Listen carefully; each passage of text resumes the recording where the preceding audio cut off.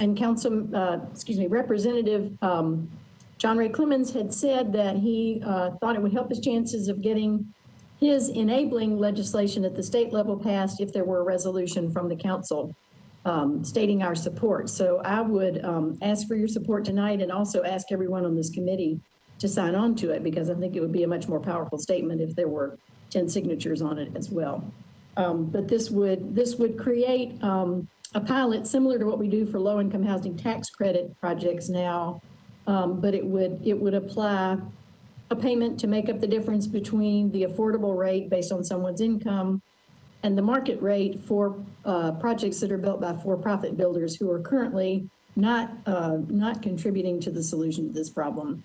And many of them had said they would if there were tax incentives that would make it possible. And this could be one of those. So I would ask for your support and your signature. Thank you. Any other comments? I'm looking through. Councilmember Parker. Thank you, Chair. So I'm not familiar with the state level legislation yet. This sounds somewhat similar to the housing incentive pilot program. I guess if Councilmember Allen, could you explain maybe just a bit more, if you would, about the sort of the mechanics of this? Yes, good question. The housing incentive pilot program is an actual subsidy that Metro sets aside money to pay that comes out of our general fund. And this would actually create the mechanism so that MDHA would serve sort of as an intermediary. And that is what enables them as MDHA not to pay the assessed property taxes, so that they could work with the property owner who would make a payment to MDHA in lieu of their taxes that could be reduced by the amount that they're foregoing in rent, because they're letting certain tenants who are income qualified pay a lower rent.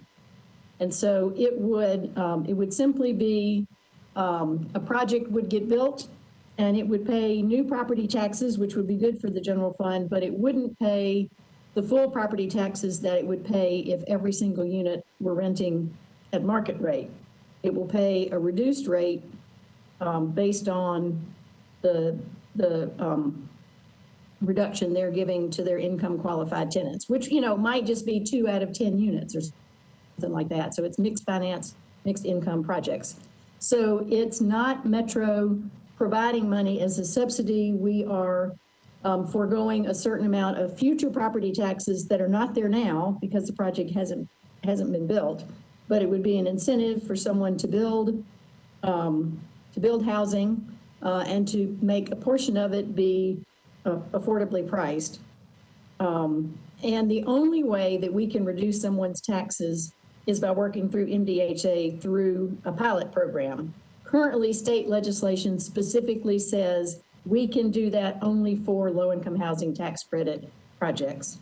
And this would simply, at the state level, enable us as a Metro Council to then work through the details of how we would put that program together, and we could set goals for how many units it would create and set a limit on how much money we would set aside willing to forego in a given year, similar to what we do now for the low-income housing tax credit pilot. And as you know, that has been a very successful program that has created a large number of units. So this would, again, at the state level, simply enable us to begin the process at the Metro level if we choose to do it and to work out our details ourselves. Does that answer your question? Yes, thank you, Councilmember Allen. That's thorough and great explanation. So thank you. I'll be happy to support this and sign on as well. Yes, great, thank you. Are there any other questions? All right. I want to, before we take a vote, let you all know that the bill itself on the state side is assigned to property planning and Property and Planning Subcommittee on the outside. On the Senate side is now being referred to the Senate, State, and Local Government.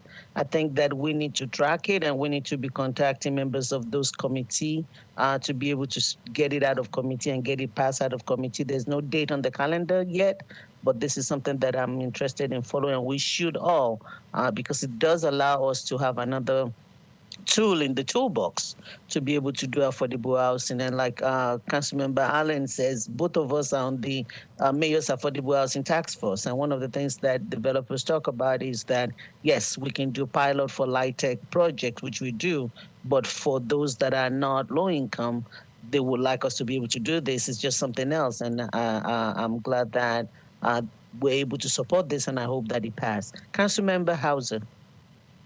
Yes, I was wondering, would it be beneficial for all of us on the Affordable Housing Committee to support this, to have our name attached to this resolution then?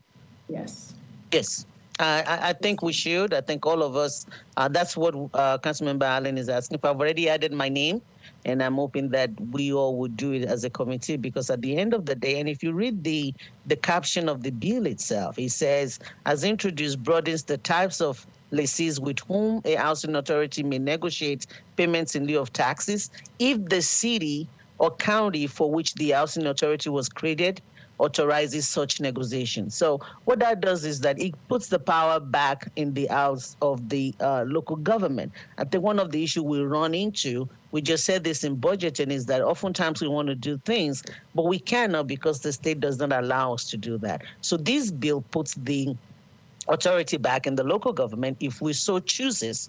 Not everybody have to do it. Not everybody has a housing authority. But if we want to do this, this will enable us to be able to have that tool. And so, yes, I would love for everyone to please sign on.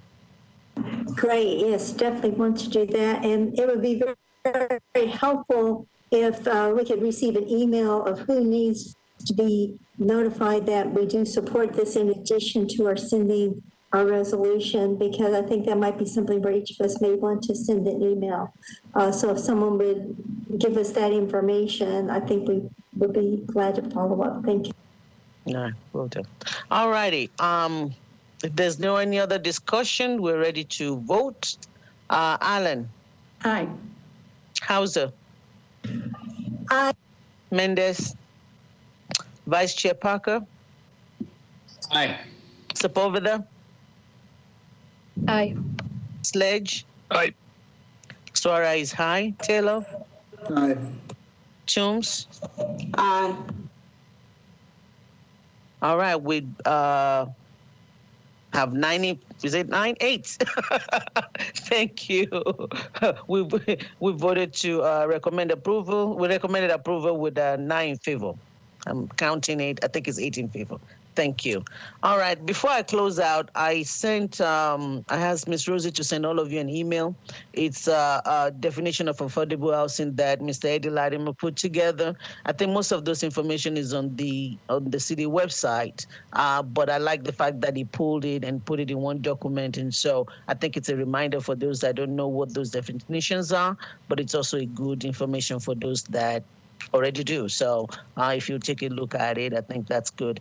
The other thing that I also want to say is that, like I mentioned earlier, Councilmember Allen and I are serving on the Mayor's Affordable Housing Task Force, and there's a whole lot of conversation that is going on there. I will recommend that. I will ask that you all tune in and listen in, and if you have any recommendation, you can send it to the administration to go through to the committee. I think a lot of, we know the state of housing in this city. There's a lot that needs to be done, and I think having recommendation from all of us and people participating and listening in, I think will be great. So with that, I have nothing else unless there's any other business that is not on the agenda, if anybody has anything else to add. All right, hearing none, we get to go home. 6:12, this is a great one. All right, can I have a motion to adjourn?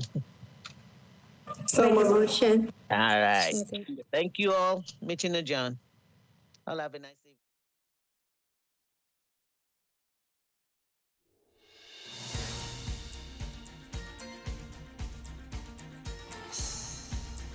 This has been a service of the Metro Nashville Network.